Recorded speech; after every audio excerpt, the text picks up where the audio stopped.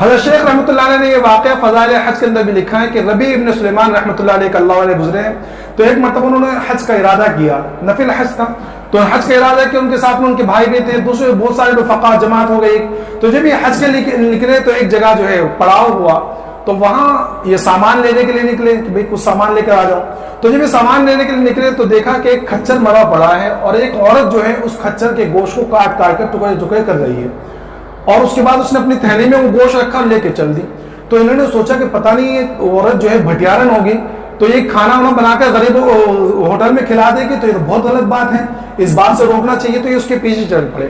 تو آگے چل چل کے وہ ایک علاقے میں پہنچی، محلے کے اندر، اور دروازہ کھٹکھٹایا،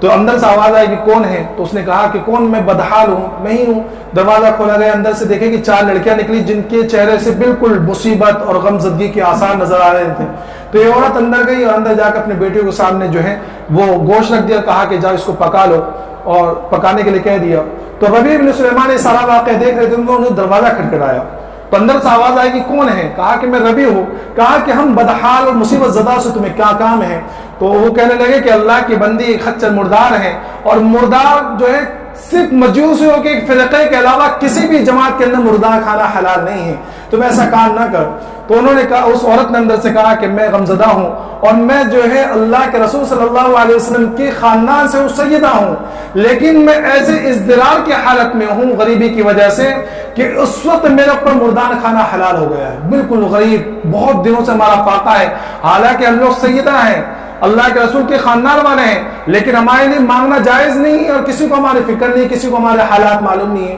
تو ان کو بڑا رنج ہوا، ان کے آنکھوں میں آنسو آ گئے، یہ وہاں سے اپنے جہاں ٹھہرے ہوئے تو وہاں واپس آئے، اپنے بھائی سے کہنے لگے کہ بھائی میں اب حج کو نہیں جاؤں گا۔ بھائی نے بڑا سمجھایا کہ بھائی کیا کر رہے ہو تم، اب تو بالکل قریب ہے، ہمیں جانا چاہیے، حج کتنی فضائل ہیں، اور بہت سارے فضائل گرائے، لیکن یہ کہنے لگے کہ نہیں میں اب حج کو نہیں جاؤں گا، تم مجھے میرے حال پہ چھوڑ دو۔ اور انہوں نے جو ان کے پاس 600 درہم تھے، وہ 600 درہم سے کچھ آٹا خریدا، کچھ جو دوسرے اناج وغیرہ خریدے اور جا کے وہاں دے دیے، اور باقی کے جو درہم تھے وہ ان کے اس عورت کے ہاتھ میں دے دیے۔ تو اس عورت نے ان کو بڑی دعا دی کہ اللہ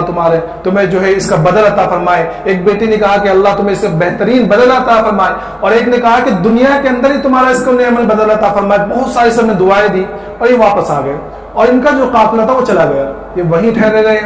بعد میں جو ہے وہاں حج ہو گیا، حج سے لوگ واپس آنے لگے، تو انہوں نے سوچا کہ بھئی اب میرا حج تو ہوا نہیں، میں تو گیا نہیں تھا، لیکن چلو چلتے ہیں، حاجیوں سے کم از کم اپنے لیے دعا تو کراتے ہیں، پتہ نہیں کسی حاجی کے لیے میرے حق میں دعا قبول ہو جائے، میرے بخش ہو جائے۔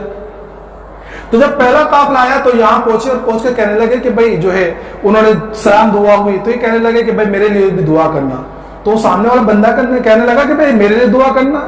یہ دعا کیسی ہے؟ تو وہ کہنے لگے کہ بھئی ایک ایسے شخص کی ہے جو کعبۃ اللہ کے دروازے سے لٹا دیا گیا ہو، کہ بالکل قریب آ کر اس کا حج نہ ہوا۔ تو وہ کہنے لگا کہ بھئی تم کیسی بات کر رہے ہو، کیا تم ہمارے ساتھ عرفات میں نہیں تھے، تم ہمارے ساتھ مینا میں نہیں تھے، تم تو رمیع جمرات میں بھی تھے ہمارے ساتھ میں۔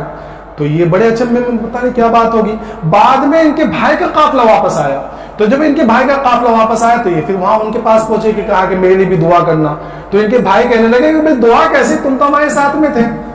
کہ تم تو ہمارے ساتھ میں رمیع جمرات میں بھی تھے، تم تو ہمارے ساتھ میں مینا میں بھی تھے، اور جو ہے عرفات میں بھی تھے۔ تو کہنے لگے کہ بھئی ماجرا کیا ہے؟ تو اس میں ایک شخص آگے بڑھا، کہنے لگا کہ اچھا اب تم حج کا انکار کرتے ہو، تم نے میزاب رحمت کے نیچے مجھے یہ تھیلی دی تھی، اور امانت کے طور پر یہ اپنی تھیلی پکڑو۔ تو حضرت ربیع کہتے ہیں کہ تھیلی، اللہ کی قسم یہ تھیلی میں نے اپنی زندگی میں پہلی مرتبہ دیکھی تھی، لیکن وہ تھیلی میں نے لے لی، اور میں سوچتے پڑ گیا کہ پتہ نہیں کیا معاملہ ہے۔ میں اپنے مقام پر آ گیا اور اپنا وظیفہ پورا کر کے رات میں سو گیا۔ جب میں رات میں سویا تو مجھے رات میں اللہ کے رسول صلی اللہ علیہ وسلم کی زیارت ہوئی، اور اللہ کے رسول صلی اللہ علیہ وسلم کی جب زیارت ہوئی میں نے آپ کا ہاتھ چوما اور آپ کو سلام کیا، تو حضرت اللہ کے رسول صلی اللہ علیہ وسلم مسکراتے فرمایا کہ اے ربیع تمہیں کتنے گواہ چاہیے کہ تمہارا حج ہو گیا؟ اتنے گواہ ہم نے پیش کر دی کہ تمہارا حج ہو گیا۔ ایک بات سن لو کہ جب تم نے میرے خاندان، میرے آل اولاد کے لیے اپنے حج کو قربان کیا اور اپنے پیسوں کو ان کے اوپر خرچ کر دیا، تو اللہ نے ایک فرشتہ مقرر کر دیا جو اب قیامت تک تمہاری طرف سے حج کرتا رہے گا۔ کیا کرتا رہے گا؟ قیامت تک اب تمہاری طرف سے حج کرتا رہے گا، اور اللہ نے تمہارے جو پیسے تم نے خرچ کیے تھے 600 درہم، اللہ نے تمہیں اس کا بہترین بدلہ عطا فرمایا۔ 600 درہم کے بدلے میں 600 دینار عطا فرمائے۔ درہم کہتے ہیں چاندی کے سکے کو، اور دینار کہتے ہیں سونے کے سکے کو۔ تو کہا کہ اس کے بعد میری آنکھ کھل گئی، دیکھا کہ وہ تھیلی میرے ہاتھ میں تھی، جب میں نے وہ تھیلی کو کھولا اور اس کو گنا تو 600 دینار اس کے اندر نکلے۔